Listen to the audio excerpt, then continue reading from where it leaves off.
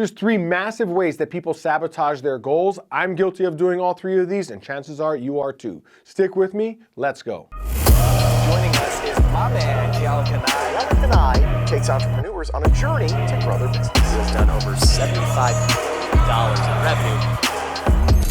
The first way that we sabotage is by setting unrealistic goals to begin with. Hey Sam, what's up, man? So it's our first coaching call together. Did you do the goal setting homework? Yep, all set. My goal is to get $10,000 per month with my online business in 90 days. Okay, well I assume then that you have leads in your pipeline that you can work, correct? No, who needs leads when you have faith, I always say. Okay, well I assume that you're at least running ads then. No ads. I mean, the product practically sells itself. You know what I mean? Okay, so what is the product then? Well, I'm still figuring that part out, but whatever it is, I'm totally sure it's gonna sell itself. Everybody knows that that's a smart way to do it, right? See, most people overestimate what they can do in the short run, but underestimate what they can do in the long run. Contrary to popular belief, success is less about hitting home runs and much more about lots of base hits done consistently. The second way in which lots of folks self-sabotage, and this is a massive one, is blame shifting. In other words, they won't even take responsibility for their outcomes to begin with. So obviously this is the first time that you tried to start a business, Sam. What do you think it is that tripped you up in the past? Well, I didn't really have the support I needed from the other programs, plus my job was in the way, the economy, etc. Okay. And I was guilty of this for a long time. In fact, when I finally discovered this, it became glaringly obvious why I had struggled for so long in my life and in my business. And stopping this was a key component to helping me build a business that's done over $100 million in sales since then. See, most folks want to blame everything else out there for their shortcomings in life. In other words, it's not my fault that I don't have what I want. It's because the Republicans are in charge, or the Democrats are in charge, or the economy is bad, or my boss sucks, or my coworkers suck, or it was my upbringing, and on and on and on the list goes. Reverse engineer this thinking for a moment, and it sounds pretty ridiculous. In other words, it's saying, I'll have what I want out of life once the Republicans get it right, or the Democrats get it right, or the right president is in charge, or the economy is better, or I have the perfect boss, or I have the perfect coworkers, or if only I would have had the perfect upbringing. It's completely ridiculous thinking, but it absolves us of ever having to take responsibility for our outcomes in life. Simple question for you. How can you change something that you won't first take responsibility for? You can't.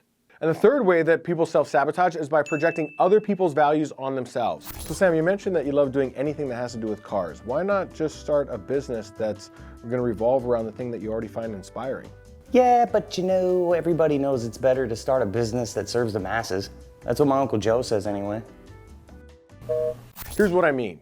See, most of us have experienced things like procrastination, hesitation, frustration, self-sabotage, overwhelm, and a host of other things that have kept us from achieving what we want in life. Now, most people tend to think that this is some sort of mysterious human behavior. In actuality, it's not. There's a field of study known as axiology that it clearly explains where this comes from.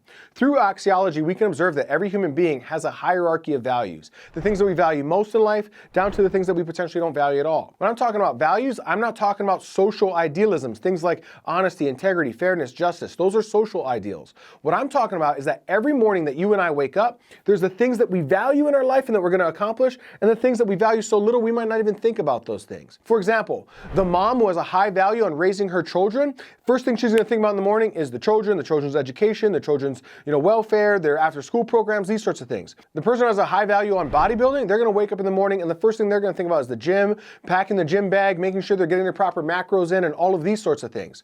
See, most of us will end up setting goals that are in conflict with our values. In other words, the mom who has a high value on raising children maybe sets a goal about starting some sort of a business, but she eventually sabotages that business because she feels that every time she works on that business, it's taking away from the things that she values more, those children. Now, consciously, it's easy for us to understand that, well, obviously building a successful business would benefit the children, but if she can't see that in her unconscious mind, then her unconscious tries to make her aware of this conflict. And how does it do that? Well, it does it through procrastination, hesitation, self-sabotage, imposter syndrome, overwhelm, and all the other things that make us want to quit on our goals too soon. In other words, those things are not a curse, they're a blessing. They're designed to wake us up to the fact that we are pursuing goals that are out of alignment with our values. At that point, we have really just two choices. Either shift our goals to match our values, or shift our values to match our goals, which is what I did. Hey, Kelly? Yeah, you know that new client, Sam? Yeah, go ahead and refund him. He's definitely not going to be a good fit. Yeah. All right, thanks. So listen, hopefully you got value out of this video, and here comes the shameless plug. My name is Kala Kanai, in case we never met before, and I'm an entrepreneur that went from working in a coffee shop to building a $100 million online business. I say that so you know that everything I share on my channel comes from real-world applied knowledge of things that have helped me create these results, which I share in hopes that they help you create similar results as well. So you make sure you subscribe, hit that little bell notification so you get notified every week when I drop more content like this, and make sure you watch this next video in the lineup where I'm going to talk about the greatest success secret I ever discovered. See you there.